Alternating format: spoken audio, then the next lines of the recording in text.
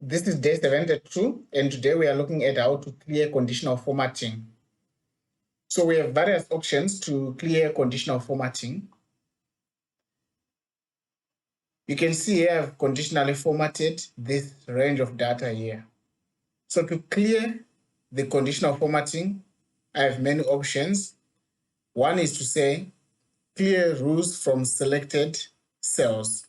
So in this case, I only clear rows from the cell A, B2, which I'm selecting. Another option I have is I can say clear rows from the entire sheet. That will remove all the rows that I have in this sheet. But before I do this, I would want to also show another way you can clear the rows. So I can say manage rows here.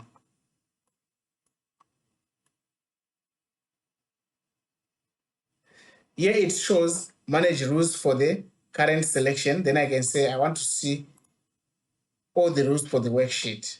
Then it can show me that, okay, in range E2 to E21, I have this data bar row. And in this range, I have this row. In this range, I have this row. Then I can select a specific row I want to delete. For example, I can say delete row. Then I say apply. Then you can see that I have deleted that row. I can delete all the rows from this interface here. It will also work, but a quicker way of deleting all the rules, if you want to remove all the conditional formatting rules, is to just go here and say clear rules and say clear from the entire sheet. So this is how you can clear the conditional formatting rules. Thank you. Bye-bye.